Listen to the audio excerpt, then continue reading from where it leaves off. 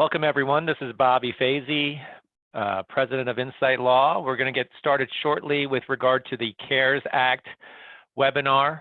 And remember, this is for non-business owners. We did a business owner CARES Act webinar Monday and Tuesday. We do have those recordings that we can send out if you want to, and we will blast that out to our client base. If you do have questions regarding the Paycheck Protection Program and the like, but today's is really going to be more focused on individual issues because the business program, there's a lot of nuances and formulas associated with that. So if you're here for the Paycheck Protection Program, we'll talk about it briefly, but really today is we're going to focus on our individual clients and make sure you understand the key provisions as it relates to that.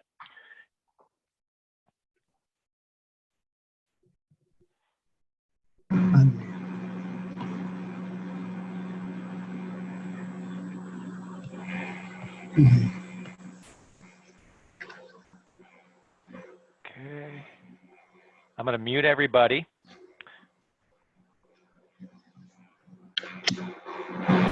And what I will do is I will check in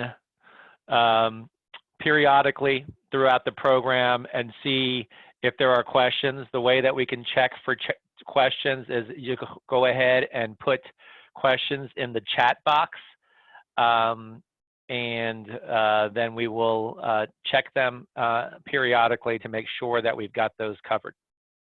I'll wait a minute or two because we got a lot of attendees. I want to make sure that we've got everyone ready to go.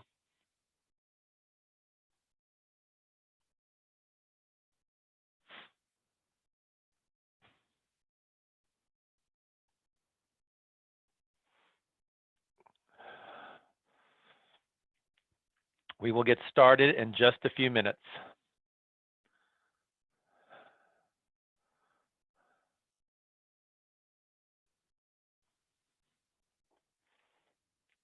Hopefully everyone is okay. I'm sure people are quarantining and following the rules on that.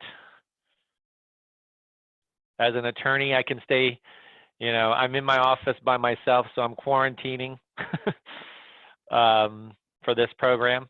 So I do have my daughter here for those interested, because we don't have any daycare right now. So.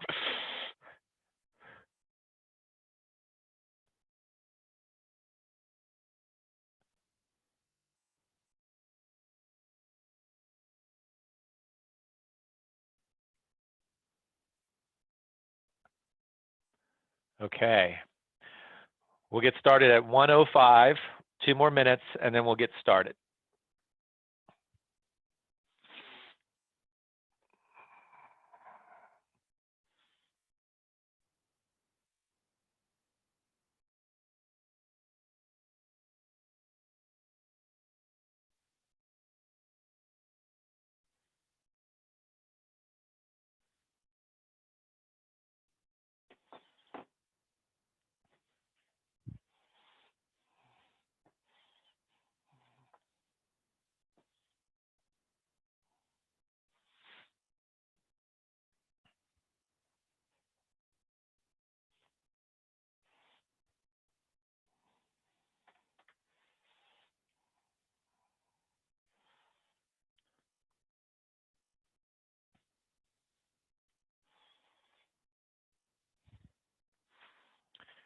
Get started in 1 minute.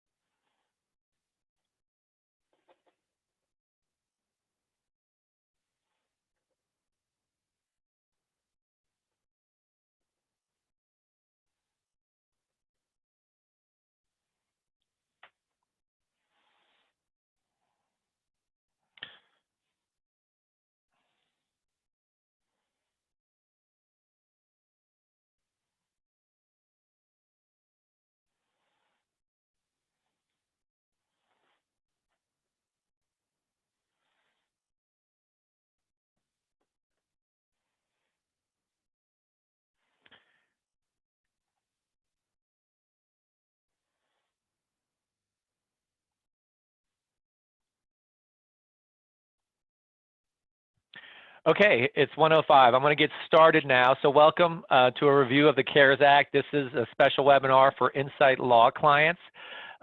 President Trump signed legislation into law March 18th, and it's a $2 trillion stimulus package.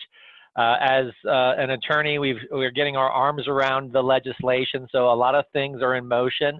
But the things that I'm presenting today, we have a good handle on, and there are going to be some moving parts. But again, my goal today is not for the business owners. There are some business issues component to it, but this is not going to. We're not going to be going into the details of the Paycheck Protection Act, Paycheck Protection Program, and the formulas associated with that. We did do a webinar for our business owners, and we will be sending that link out to our client base for those who are interested in that.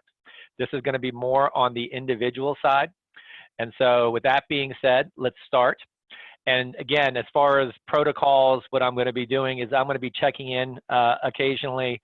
If there's questions, go ahead and type them in the chat box, and I will see if I can answer those for you. So with that being said, the CARES Act, they only say this name once, the legislation. It's called the Coronavirus Aid, Relief, and Economic Security Act. And so that is a mouthful, but it stands for the CARES Act, and it's really there for stabilization or bridge legislation to assist individuals, families, and small businesses. So there are targets, right? And then sometimes it's referred to as the stage 3 of the pandemic response. And as I said, the situation is changing rapidly, and it seems like we get new information every day. So I will touch briefly about the smallest business program, just so that you know what's out there. Got a lot of questions on those, but we're really going to focus on the recovery rebates, the retirement plan modifications, and the other provisions that relate to individuals with regard to the CARES Act. So as far as the small business programs, there's basically three ways. There's three initial kind of ways to get relief from it. There is an economic injury disaster loan that can be applied for directly with the SBA. And as part of that loan, you can check the box saying that you'd want a grant, and they're giving $10,000 grants out along with those loans. The loans need to be, those economic injury disaster loans are loans. They have favorable terms, but they have to be paid back. And the Paycheck Protection Program is the other loan, and that seems to be the one that has the most support and is the most attractive for business owners.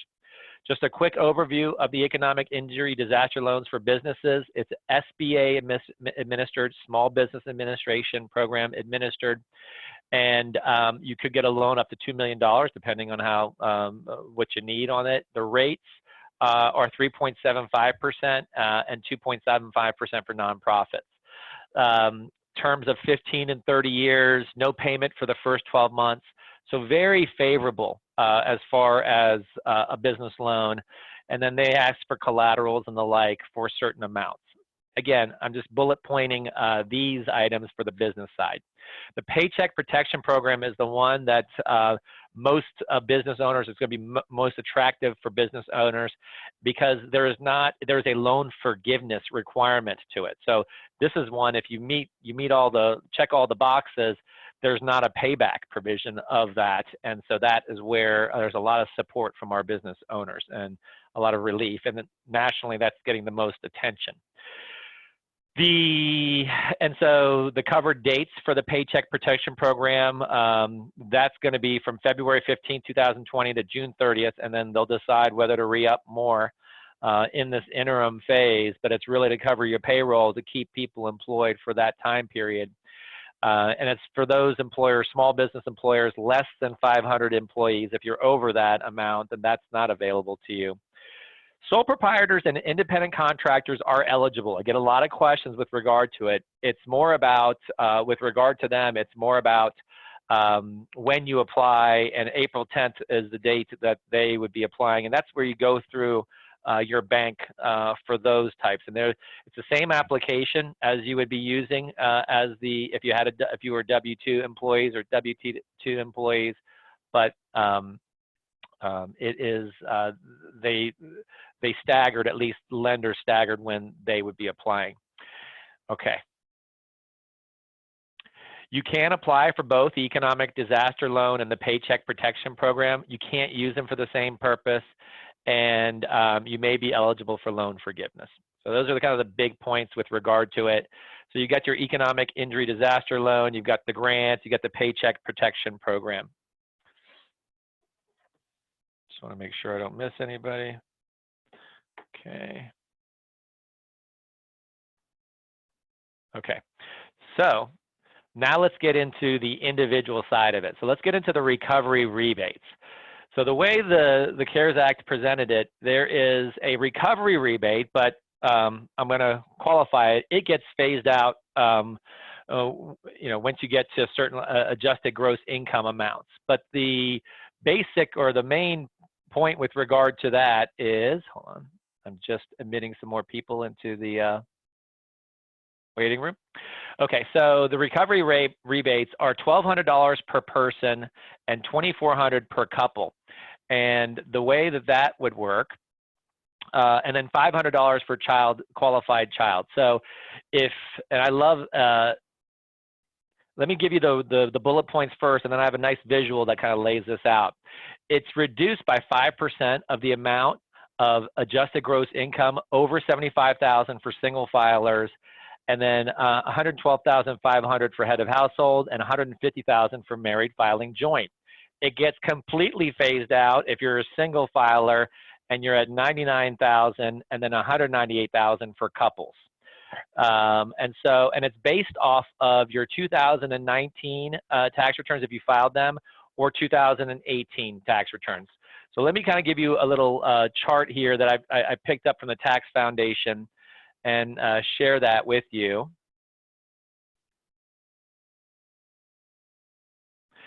And so this shows you kind of the cliff that lays out there. So if you fell within, if you didn't have any of those phase outs and you were a married filer with 2 children, then you'd get the $3,500 tax credit.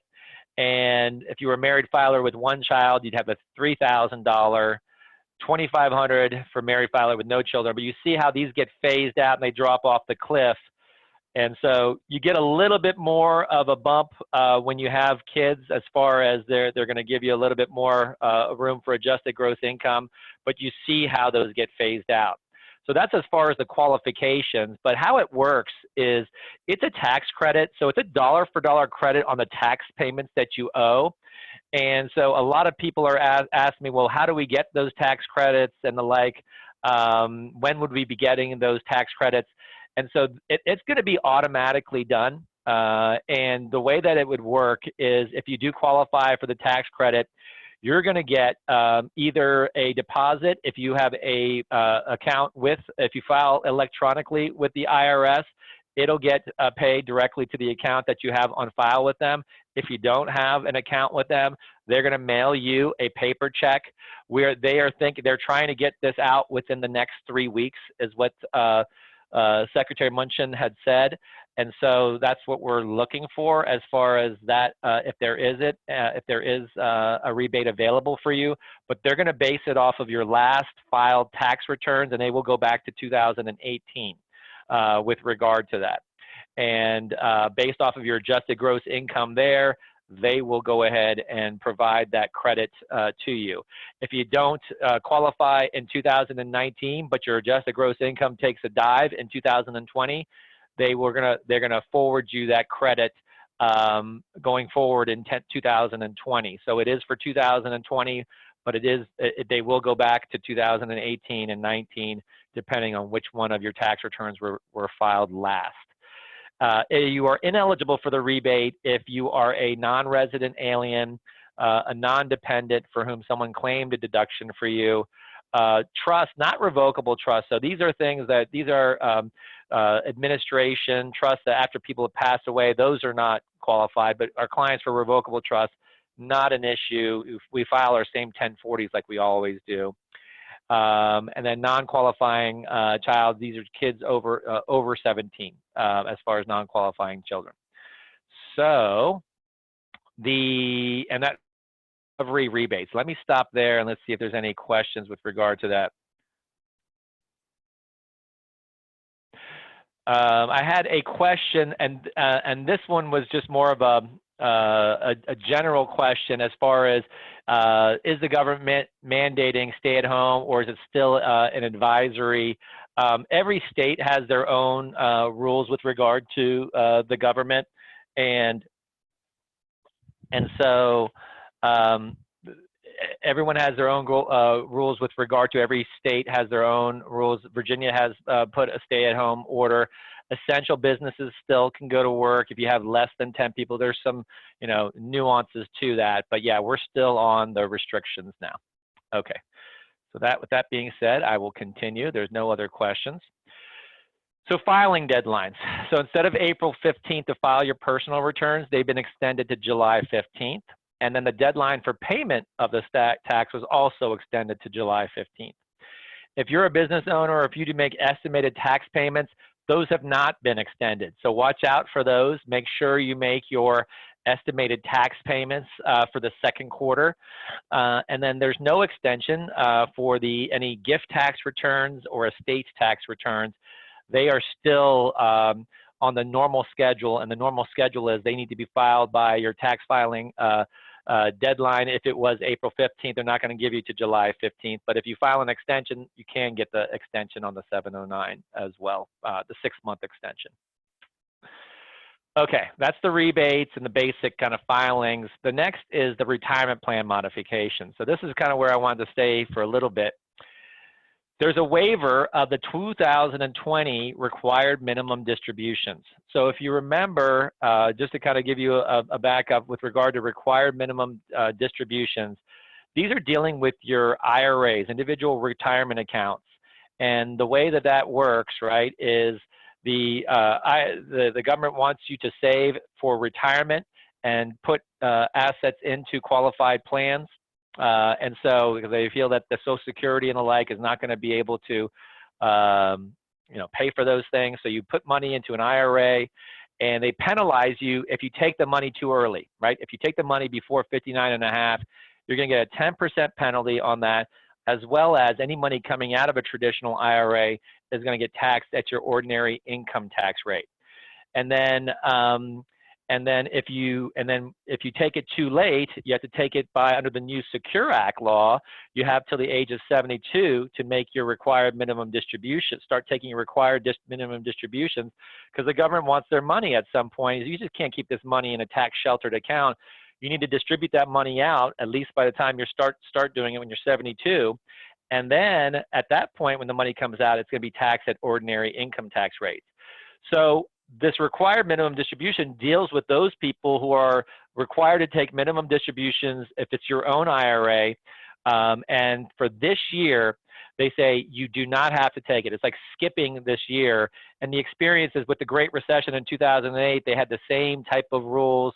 And then if you've already taken your required minimum distribution for this year and you don't need it, then you could probably take it. There's a rule, there's a 60-day rule where if you've taken it out within the last 60 days, you can put it back in and there's not going to be any penalty. If you took it out more than 60 days ago, then there's no hard, fast rule that they have in the CARES Act legislation, but I would have to think that they might give you some wiggle room where we can get it back in. We could, do the lawyer thing on that side, saying we didn't know the ability, and then provide some type of affidavit with regard to it. Also, required minimum distributions are also required for people who have inherited IRAs, okay? So an inherited IRA is typically when there's a non-spouse beneficiary. So let's say that after I pass, my IRA gets rolled over into Nusha's IRA, and then Nusha passes, my spouse, and then she leaves her IRA to our daughter. That's an inherited IRA. And under the new Secure Act, what that's requiring is NAVA has to take those distributions out, take distributions out every year with regard to it. Now, she's a minor. There's some other technicalities with regard to it. But basically, for inherited IRAs, the beneficiary has to distribute all that money out within 10 years.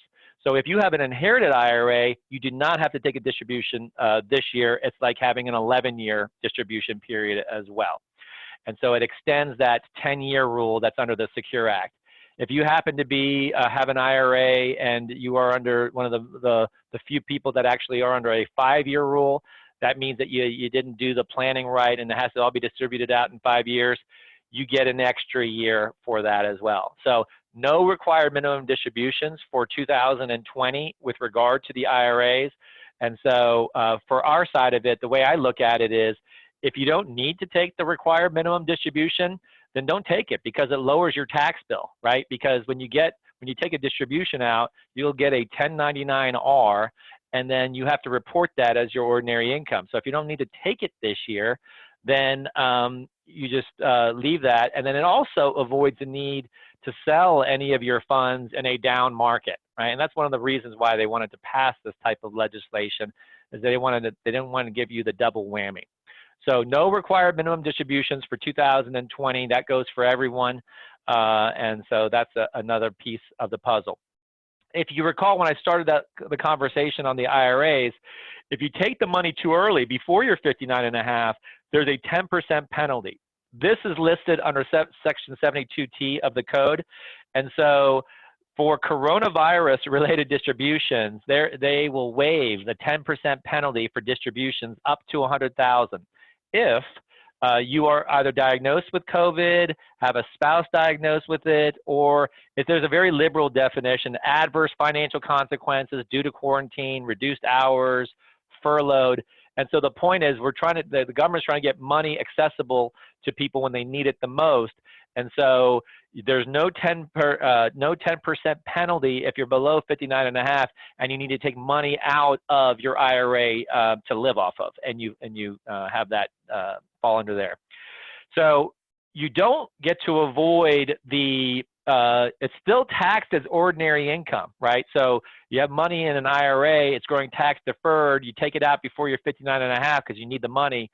It would come out as ordinary income, but so there's no 10% penalty, and it only applies to 2020. We take those distributions out. But what they say is, instead of recognizing all that income this year, if you're not going to pay that money back, they'll allow you to spread out that income and recognize it prorated over a 3-year period, so that'll lessen the tax bill. The alternative is, if within 3 years you put that money back, it's a wash. They're not going to tax you or anything.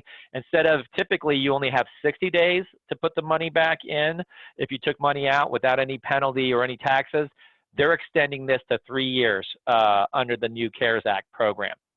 So that's a big deal there. If that's something that you need, it provides a really another avenue to get money into the plan. Okay. So, and then also favorite retirement plan loan provisions. So some qualified plans have if you have a 401k through your employer, if your plan allows for loans through your 401k, the general rule with regard to 401k loans, if you want to take a loan from your own 401k, is that the max that you can take out as a loan is $50,000. And you can only take up to 50% of your plan balance. So if you had $100,000 in your 401k, you could take the full $50,000 under the old law. If you had $80,000 in your 401k, you could take $40,000. So it's 50% of the plan balance. Well, the CARES Act said, well, we're going to increase that limit from $50,000 to $100,000, and then we're going to increase the limit from just being able to take 50% of your 401k. Now you can take up to 100% of it, up to $100,000. So if you had $200,000 in your 401k, your ceiling's still at $100,000.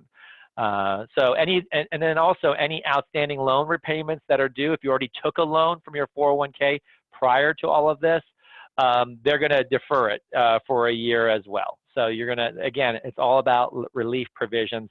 And so from the qualified plan side of it, required, on the one end of it, required minimum distributions waived for this year. So if you don't need it, maybe you don't want to take it probably. And then there is also the ability, if you take it too early, before 59.5, waiver of the 10% penalty. And then as far as paying it back or spreading the income over 3 years, that is your call with regard to that. So I'll stop there to see if there's any questions with regard to those retirement plan modifications or anything like that.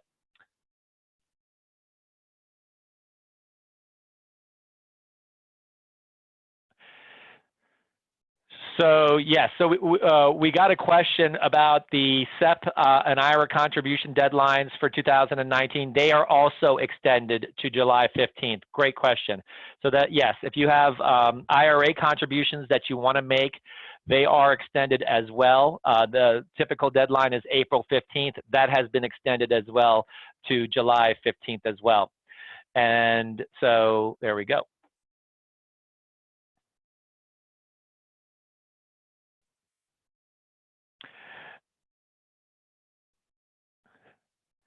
So I got another question is, does this apply also to TSP loans? I believe they do. I will follow up on that. The TSP loan, if it works the same way as a 401k, then it should do the same thing, because this is what the government is trying to get people access to loans when they need to. And so I believe it does. I will confirm that 100% after the program, and I will blast that out to everybody as well.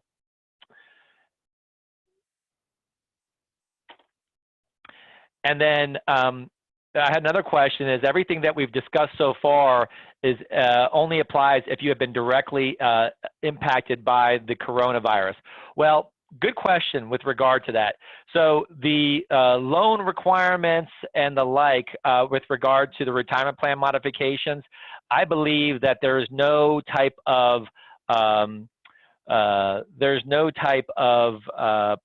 affidavit or waiver or anything like that that needs to be filed with anybody. This is just here, we're relaxing these rules for you. However, the one item is a 10% penalty is something that is directly affected. So that's the one where you're going to need to have the adverse financial consequences and have some type of affidavit saying, yeah, I was impacted. But, you know, good question as far as the loans. I believe those are liberally enacted, but again, they might have you sign some type of affidavit for those. All I've been advised of at this point is that it goes to just the 10% penalty waive. But again, that's another great question that I will find out, because with regard to the 401k or TSP loans, they might have something saying, hey, have you been adversely affected? And, you know, you probably, it might not be something where you're saying you actually contracted the disease, but if your finances went down or have been impacted, I think it's really a liberal definition of it with regard to this during this time period. And so for the retirement plan modifications, I would say those are more liberally construed. For those businesses, those are really tightly construed, as you probably know, with regard to the SBA and the lenders as well. So good questions. I'll confirm that with regard to if that impacts the other provisions as well. One last point on the retirement plan modifications is, and this is something we talked about in the annual client meeting, is Roth conversions are more attractive now if you have the liquidity. So I'm not telling you to do this. You need to talk to your own advisors with regard to it. But if you remember, with regard, a Roth conversion is basically what you're doing is you're converting a traditional IRA, and a traditional IRA, when you take money out of it, is taxed at ordinary income.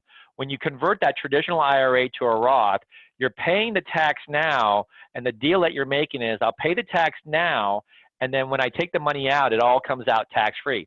It's a great type of program if you have the ability to pay that tax. And so that way, you know, there's not going to be any taxes down the line for yourself, for surviving spouses, if that's applicable, or for your beneficiaries. That's a really good way to do it. However, and so the Roth conversions are attractive. The reason why they're attractive is if your traditional IRA was at $100,000 and now it's at $70,000, the tax is going to be lower because you're not converting as much. Okay, and so, to me, if you do have that type of ability and looks okay, when the market is down is when you want to convert it. You have to have faith in the market that's going to come back up again, and that way, hey, you've converted it, pay the tax at the lower amount, and then it's converted, and all that appreciation and all that goes out tax-free. It complements the issue that we raised regarding the Secure Act at our annual client meeting. So if you remember, the Secure Act reduced the stretch out for inherited IRA beneficiaries, non-spouses, right, to 10 years. So if you're for kids, for beneficiaries, non-spouses, they have to pay out that IRA to themselves within 10 years.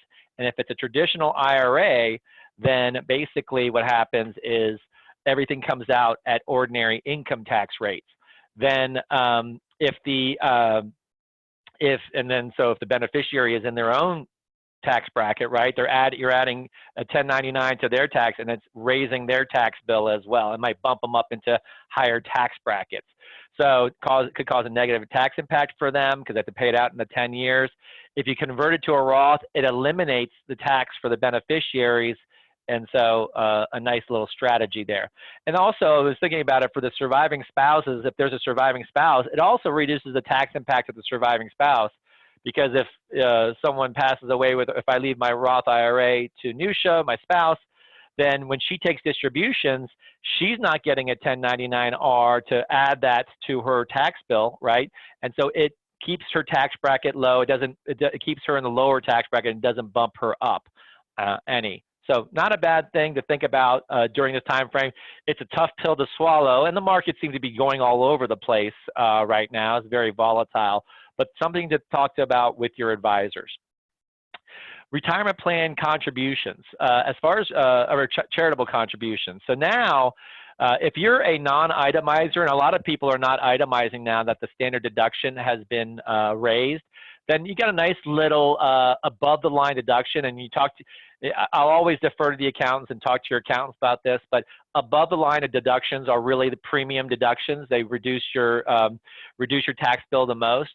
And so for non-itemizers, you get a $300 above the line deduction for cash donations to charities.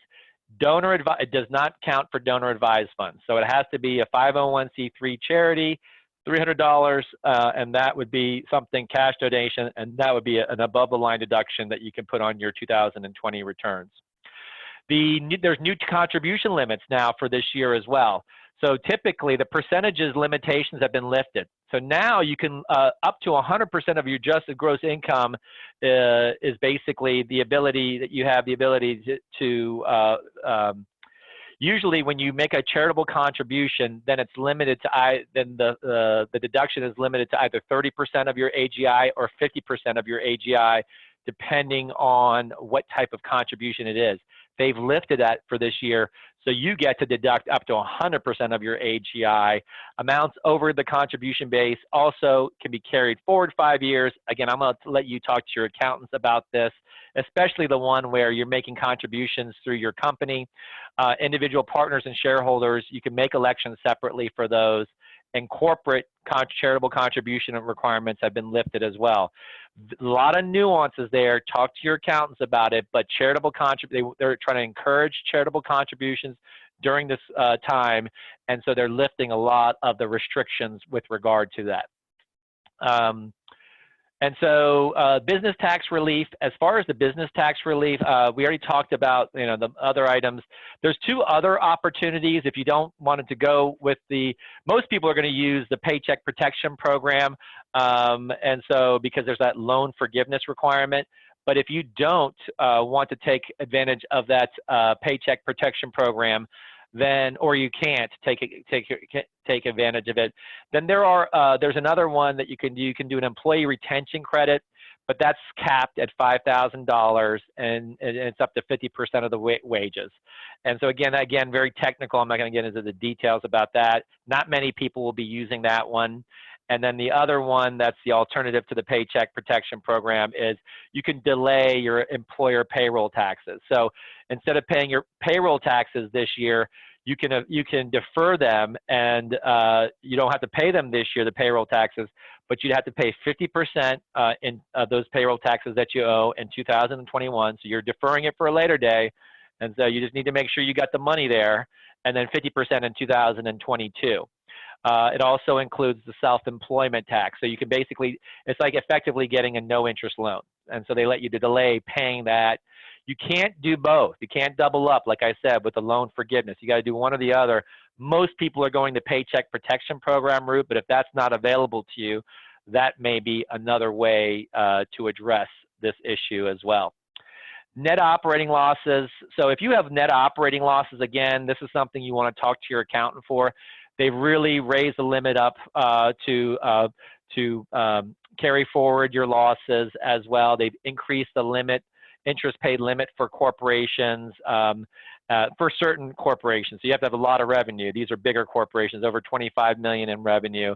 And they've also removed a lot of limitations and accelerated a lot of the deductions you can take for equipment and the like. So, you know, these are things that are plays that need to be worked out with your accountant, but they're out there as far as tax strategies. And so I recommend that you talk to them with regard to that. And so with that being said, those are the main points that I wanted to address today with regard to the Paycheck Protection Program. So kind of as a summary of a review, the small business relief is probably one of the biggest things that are out there. We covered that in a separate program. We will send out the link for the webinar. It was run by the chairman of our national network of estate planning attorneys, and that is Rick Randall, and we'll send that out to you. You did a really good job laying out how to work that application. And then today was more on the personal side. You've got the recovery rebates.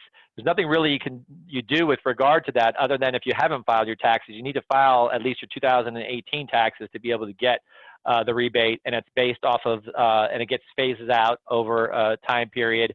If you've already got an account with the IRS, it'll be automatically deposited in your account. Otherwise, there will be a check that's mailed. And then you've got the retirement plan modifications. No RMDs for this year for everybody. 10% penalty waived if COVID related. Loans, expanded loans for the 401ks as well, and those limitations. So, and I think those are the main things that I wanted to cover. Think about the Roth conversions as well. That might be something to think about as well with your advisors during this time. I had another question come in. So if I do take an RMD this year, can I still qualify those funds as a qualified charitable distribution? So the way that if you're taking an RMD, yes, and you can certainly do that, and it does still qualify for qualified charitable distribution. So if you're sending your RMDs to a charity, you will not receive any income on it, and it goes to the charity. So yeah, absolutely, you can do it. You just don't have to do it.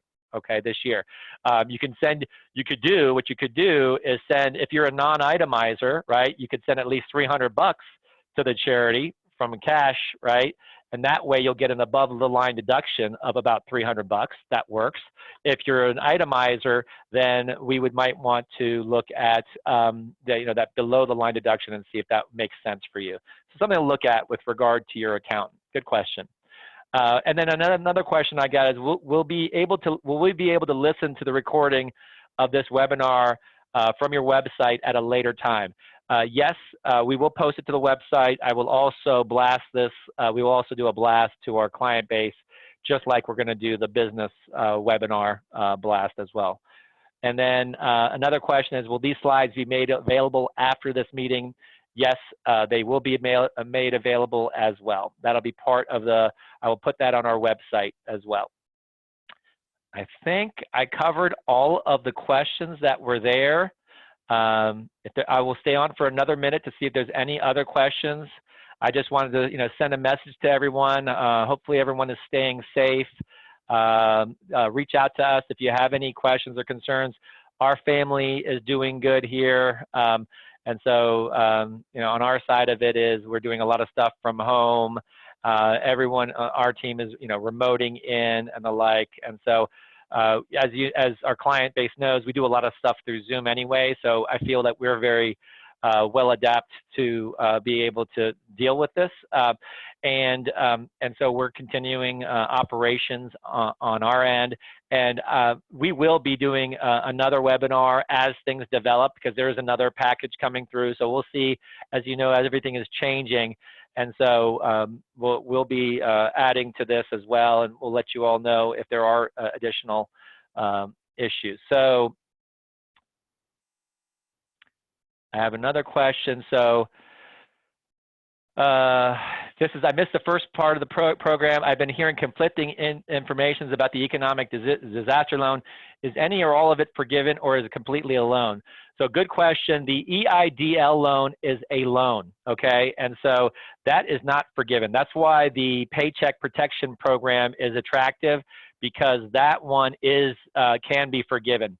But the economic injury disaster loan is a loan, favorable rates. So 3.75% interest rate. And then if you look at it, the terms can be 15 or 30 years, no payment for the first 12 months. And then collateral would be needed for those loans over $25,000, personal guarantees for those loans over $200,000. And then the grant, though, that is a check, you can check the box for the grant. That is, if you don't get the loan, that is a grant, and that is forgiven as well. But if you do get the loan, that is just part of the loan as well with regard to the program.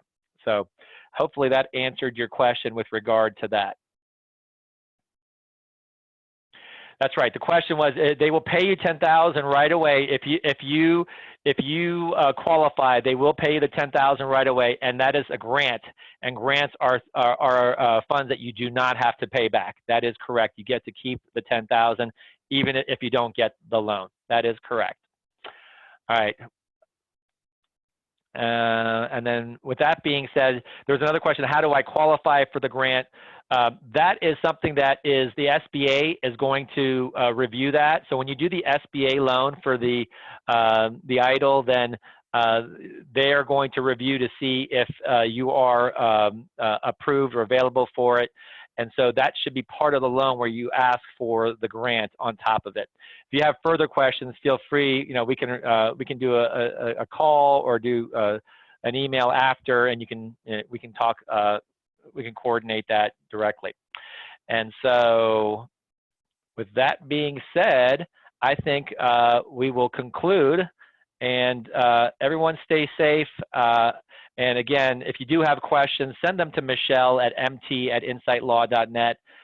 She will make sure I get them. I'll make sure that we address everyone's questions, and stay safe out there. We'll keep sending you out information to you. Hopefully this was helpful for you today. Thank you very much, and have a great day.